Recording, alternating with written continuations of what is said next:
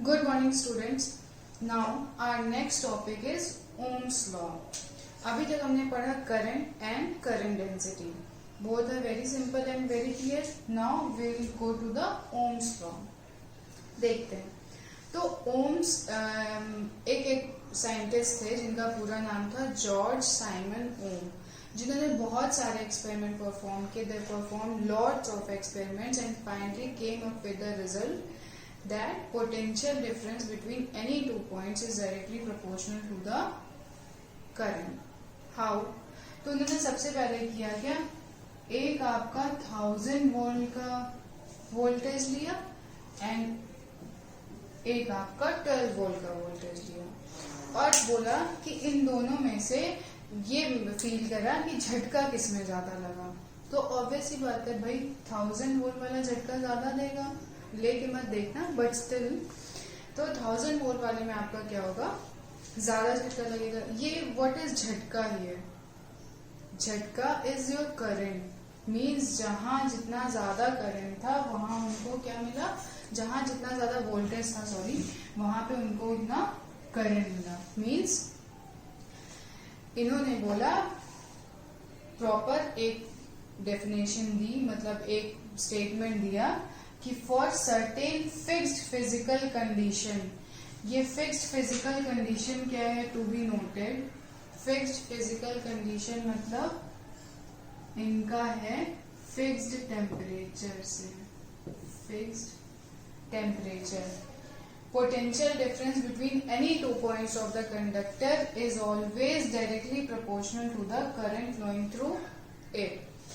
Means इन्होंने बोला कि V जितना बढ़ेगा उतना ही आपका क्या होगा, करंट बढ़ेगा, या V आपका जितना डिक्रीज करेगा उतना ही करंट आपका क्या करेगा, डिक्रीज करेगा. Means V is directly proportional to I. इन्होंने बताया कि किसी भी कंडक्टर में, मान लो आपने कंडक्टर एज्यूम किया और उसको कनेक्ट किया एक बैटरी से, 2 terminal, assume it is B and this is A. So इनके बीच में होगा क्या, वहां पे V is directly proportional to I मिलेगा. Now again the same concept, if there is a proportional then we should get any constant. तो यहाँ constant क्या मिलेगा, V is equal to I R. Constant आपका क्या है, इसको स्क्रीनशॉट लेके सेव कर लेना.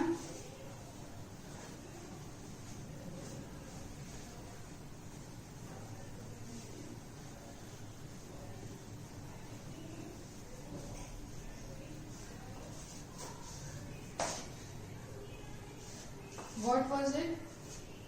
V is directly proportional to I and when proportional हटा तो we get a constant, that is your R. And what is your R? So R is your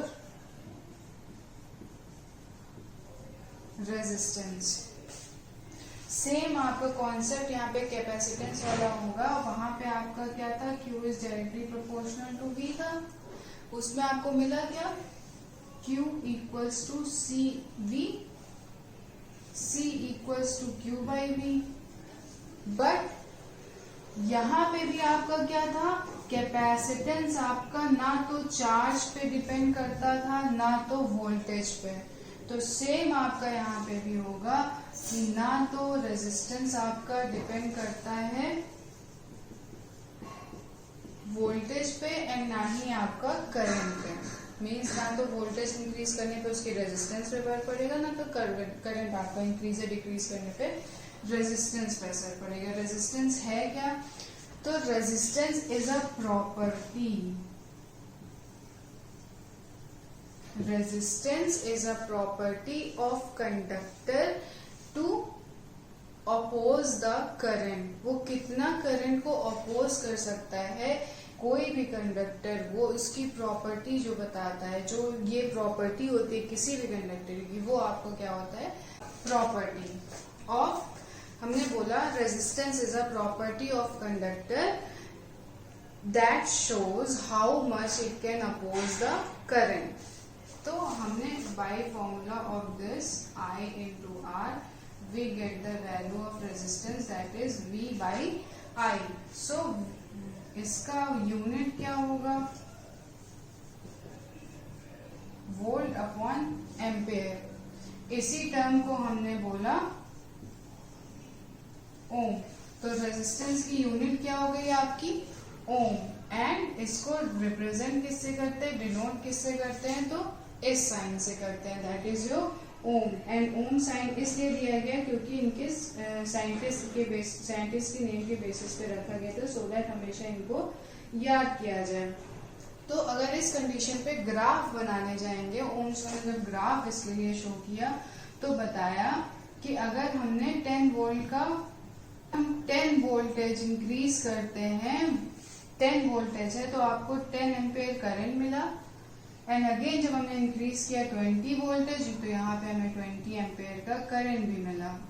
तो इसका ग्राफ कैसा ड्रॉ हुआ? स्ट्रेट ड्रॉ हुआ।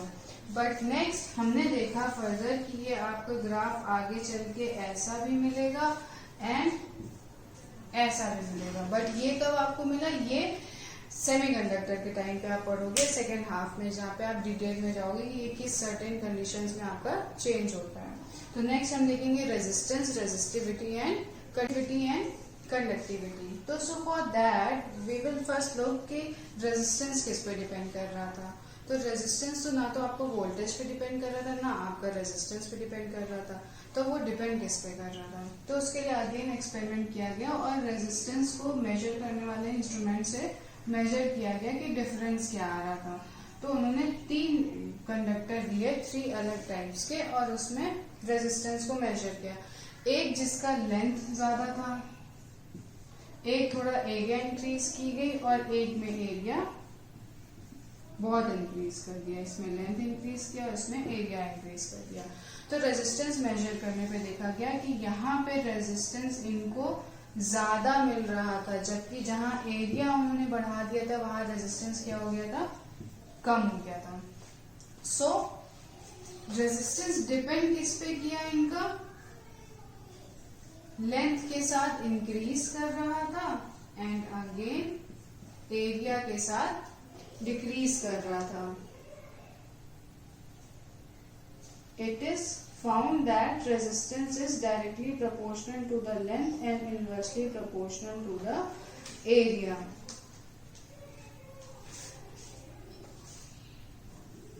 Again, अगर इसको हम दोनों को मर्ज करके लिख दें तो L अपॉन A अगेन हमें प्रोपोर्शनल मिला, अगेन हमें कांस्टेंट मिलेगा। वो कांस्टेंट क्या होगा आपका? तो कांस्टेंट मिलेगा। सो यहाँ कांस्टेंट आपको क्या मिलेगा? R equals to rho L by A। एक कांस्टेंट और हमें मिला rho. Now what is this rho? तो ये रो आपका है रेजिस्टिविटी। रेजिस्टिविटी किस पे डिपेंड करेगा और रेजिस्टिविटी है क्या? अब जब आपने लेंथ इंक्रीज की या एरिया को डिक्रीज किया या लेंथ को इंक्रीज किया और एरिया इंक्रीज किया तो आपका रेजिस्टेंस कैसे चेंज हुआ आपने देखा। बट अगर हम कह दें कि टेम्परेचर अगर हमने बढ़ा दिया, अगर मान लो एक ये कंडक्टर है आपका, हमने इसमें इसकी लेंथ को इंक्रीज कर दिया, ठीक है, तो इसका चेंज क्या होगा? रेजिस्टेंस। बट अगर हम इसमें टेम्परेचर प्रोवाइड करके ही काम करेंगे तो इसकी क्या चेंज होगी? रेजिस्टिविटी। मतलब क्वालिटी, रेजिस्टिविटी मीन्स उस सब्सटेंस की, उस कंडक्टर की क्वालिटी दिखाएगा कि वो कैसा उसके हिसाब से चेंज हो रहा है। तो आपकी रेजिस्टिविटी किस पे डिपेंड करेगा? तो resistivity neither depend on your dimensions, not length not area. तो डिपेंड किस पे करेगा आपका? ये डिपेंड करेगा आपका, सबसे पहले यहाँ रेजिस्टिविटी की यूनिट देख लें तो rho equals to R A by L. Resistance की यूनिट ओम, एरिया की मीटर स्क्वायर एंड लेंथ की मीटर। मीटर मीटर कैंसिल, आपको मिल जाएगा ओम मीटर -1, मतलब ओम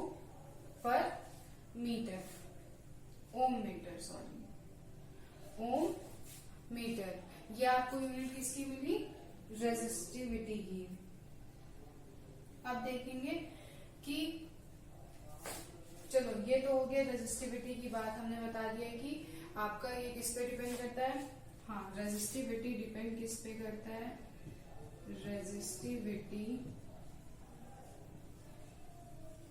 depends on temperature and pressure. Resistivity depends on temperature and pressure, but never depends on dimensions. Temperature and pressure as well as external factors, as well as external factors like electric field and magnetic field, but never depends on dimensions, but never depend on dimensions.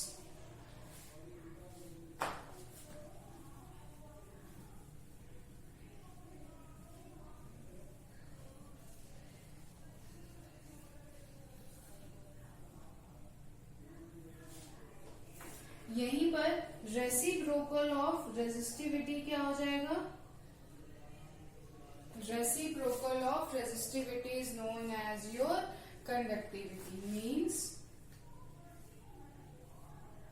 Resistivity के reciprocal को ही conductivity कहते हैं। ये sigma से denote किया जाता है। It is known as your conductivity means, अब यहाँ पे अगर कंडक्टिविटी की यूनिट देखें तो कंडक्टिविटी की यूनिट आपकी क्या हो जाएगी, 1/रो। रो की आपकी यूनिट क्या थी, ओम मीटर, तो यहाँ पे ओम इनवर्स मीटर इनवर्स, ये आपकी किसकी यूनिट हो जाएगी, कंडक्टिविटी की।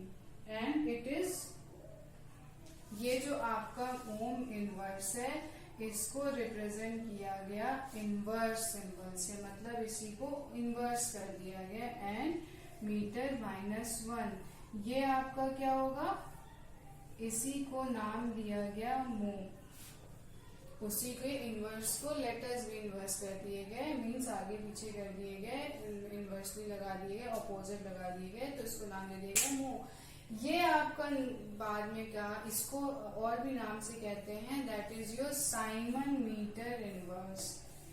साइमन ओम के नाम पे रखा गया था, that is your George Simon Ohm, उनके नाम पे इस सिंबल को दिया गया साइमन मीटर इनवर्स। नेक्स्ट हम देखेंगे relation between current density and electric field, J and E. तो स्टार्ट करते हैं from the Ohm's law, that is your V equals to IR. Equation first. We also know that V equals to E into D. Previously you have learned that V equals to E into D. ये हो गया आपका equation second. So from equation first and second, what we can write, I ED equals to IR. R की जगह क्या लिख सकते हैं, R की वैल्यू अभी आपने देखी, that is your I। R की जगह लिख सकते हैं रो L/A। एज ये LD आपका इक्वल है L के, अगर हम सेम सिनेरियो में बात कर रहे हैं तो वहां पे लेंथ अगर हमने कंसिडर किए तो लेंथ तो इक्वल होगी, तो हम उसमें अगर टर्म D ले लें या L ले लें, बात एक ही है, तो ये आपका कैंसिल आउट हो गया। अब बचा क्या क्या आपके पास, E equals to I rho by A। अब अगर आपको करंट डेंसिटी याद होगा तो what is it, we can write it E equals to J into rho. मिला। अब बताओ कि रो किस इसके इनवर्सली रेसिप्रोकल था, एक इसके इनवर्सली प्रोपोर्शनल था, तो लिख सकते हैं J upon sigma, that is your conductivity. तो यहां से इक्वेशन क्या मिल गया आपको, J equals to E into sigma. Finally relation हमें मिल गया क्या, J equals to sigma E। This is your very important relation for this chapter, J equals to sigma E।